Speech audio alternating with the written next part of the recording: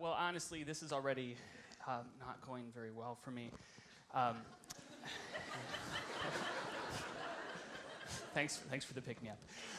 But no, trust me, I had this idea that I was going to come out here, and I got this killer speech, and you guys were eating it up. It was great. You were really loving it. And at the end, I got this really, I just hit it. I bring it home, and I was going to do a mic drop, and now, what it's going to be like I'm swatting a spider off. It's hanging down here and running away. But no, seriously, I am going to do really, really well tonight. I'm going to do...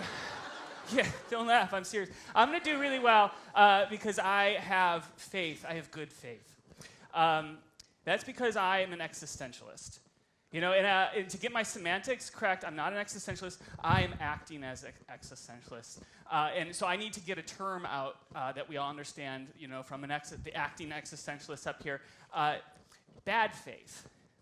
So we exercise bad faith when we hinge too much of who we are on some role we have. Maybe it's student. I'm a student. You're all in as a student.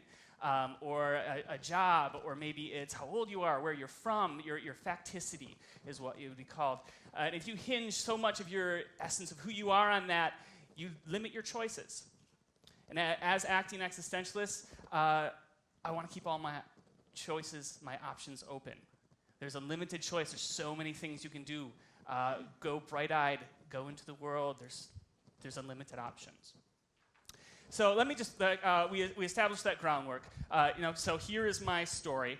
It is the story, I gave a title, if I can remember it. It's Failed Dreams of Completion is my story. So without further ado, here's Failed Dreams of Completion. My mother, when I was younger, even had an expression for me that said, "Hey, Bobby, it's fun to dream." It's fun to dream, isn't it? Because I'm always dreaming, I am scheming, I have ideas, I have very big ideas. Went to college, left with studying art and philosophy, and people say, what are you going to do with that? What are you going to do? And I say, I'm going to do everything. And I really think, artists, I see the artist like writing that down right now. Okay, now I know what to tell Uncle Hank. You get him, you tell him. I'm going to do everything. And so leaving school, I started and I acted, I got my semantics, you can't catch me, acted as a photographer, and I still act as a photographer today. It's a wonderful way to engage with the world using the camera and using the social construct and relationships that photography enables you to have. And that went swimmingly well, and it's going well. But I want to do everything. I want to do everything. I want to exercise all of my choices. I have good faith, and I have... I don't remember what it's called. The spirit of something. I can't remember. Spirit of seriousness. That is the term. I have good faith and spirit of seriousness, and I'm going to tackle everything. So what ensues, I have 2 years of ideas today, and I dropped half of them in the gutter on the way here, and I didn't turn around to get them because I have so many I did not care. So these are excerpts from emails, from text messages, from conversations, from jottings in a journal. I even have some of these are taken straight from websites that still exist. They're from business plans. And I just thought reading these out, I'm going to go real quick because, again, I have a time limit. Here's a quick, I think this is a text, I didn't write it down. I'm looking at a house just south of Fenville. It's a pretty big estate, but between the barn and the house, I think we can make a pretty ideal wedding venue and Airbnb rental. This idea took me like a year, and I had long conversations with zoning boards, town hall meetings, spreadsheets, and it didn't, in the end, I had to pull the plug. It wasn't quite right. Here's another idea for a landscaping company. So I have been fixating the idea that Holland needs a landscaping company that's focused on food production, yada yada, permaculture, aesthetics, manicuring your yard for healthier soil, regenerative agriculture, blah, blah, blah. So here is a text. Hey, I'm headed up north to view a few more barns this weekend. I've been looking for the right barn to move to our farm property.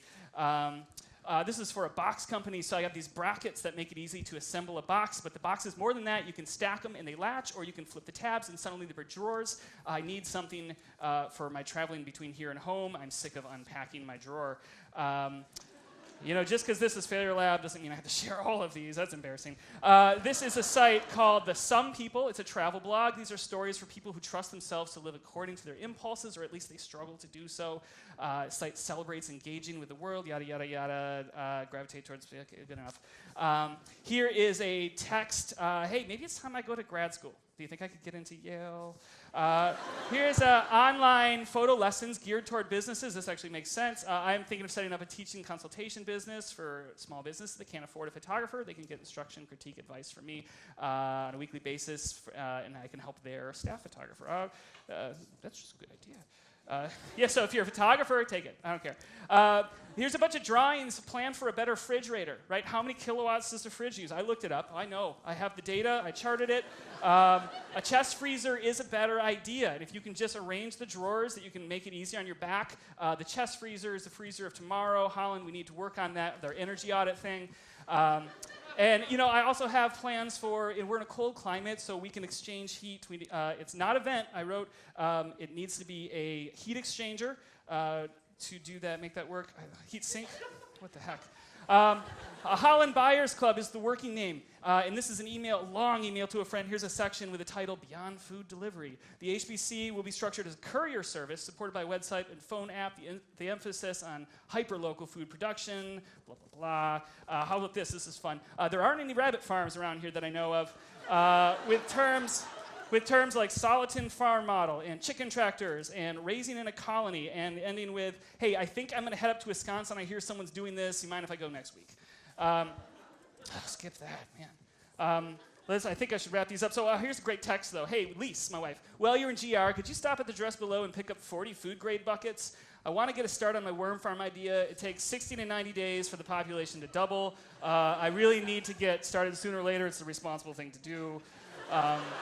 And, you know, I should finish this off with, and this is every year, I need to get back to my art studio practice on a regular basis. If only I had been working every day, imagine the artwork I would have. When you start to chase your dreams and your ideas, and you have good faith and you have the spirit of seriousness, it's really easy to tackle that first one, even if it's huge, because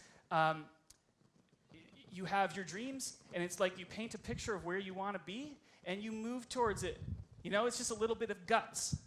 But after you get the baggage of a couple ideas that kind of compound and you start to drag behind you, suddenly history makes something change in that whole perspective, where now you might see yourself trying to paint pictures of where you want to go, but reasonably you have to look back and think, well, what did I historically do? What's my data say?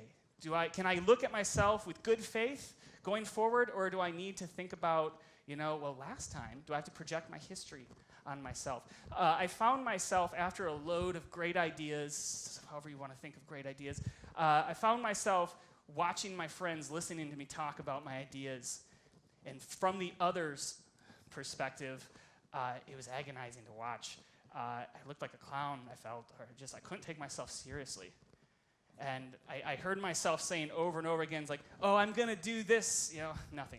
You know, it didn't turn out. I'm going to do this, nothing. You know, I'm going to be nothing. I want to be nothing. I'm being nothing, being nothingness. The dichotomy of the two is anguish. I have this analogy that I feel that made sense to me is I feel like the mad scientist in a story. You know, the mad scientist, they got the curly hair, it kind of goes places, they got the weird look in their eyes.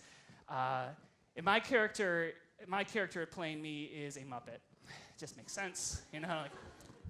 Like, that's my best impression of a Muppet, doing an impression of me in my story of my mad scientist. The mad scientist goes into his workshop every day, and he starts with fervor. He is engaged. He is making things, putting these things together. And the townspeople come around and look in the windows like, well, there's a lot of weird ideas. Like, I don't know what's going on. And there's intrigue. And originally there's intrigue. What's going on? What's he working on? And every day there's puffs of smoke. There's flickers of light in the windows. There's the clang of gears. And there's the mad scientist scurrying around, engaged, and putting things together. Now, in the movie edition, near the end, the townspeople are starting to say, I don't think he's coming up with things. That's the crazy guy in the town. And the door opens up, and here comes out the whiz-bang, U-ha contraption, whatever it is, the idea that's shiny and it sparkles, and I did it. Put this together. This all came together. The mad scientist is vindicated. Great. But so in my analogy, though, I don't get the happy ending. It's how life happens. So you fear that the townspeople start to go away. It's like, yeah, that guy's just got a lot of ideas. That's ideas guy. Yeah. And the workshop starts to slow down, and the scientist starts to sit more. And the gears slow down, the puffs of smoke dissipate, the flashes of lights flicker and turn off, and at some point, the workshop just becomes silent. And eventually, there's probably a townsboy throws a rock in the window, the squirrels move in. And if you go through that workshop, I just have to think that the right person would come in and say, oh, well, this and this, there we go, there's your adventure, you're so close, you just had to push it. Or there's these little things, just needed to rearrange it. You shouldn't have stopped when you did, But, my fear is maybe it's just the trash crew that comes in and cleans out the mess that's left behind of all these parts and pieces never put together.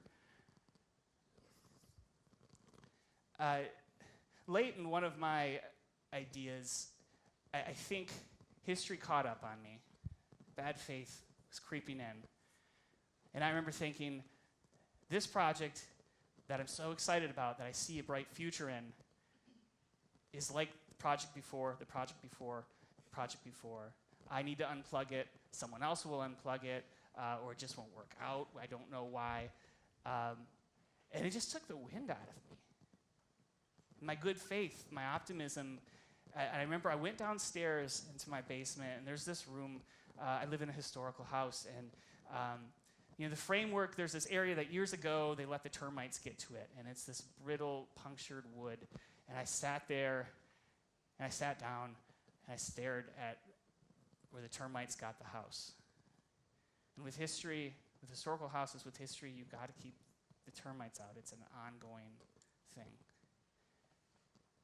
But the realization of all these, or the realization that this project probably wasn't going to come through, and maybe all projects, and maybe that I'm just delusional, hit me so hard.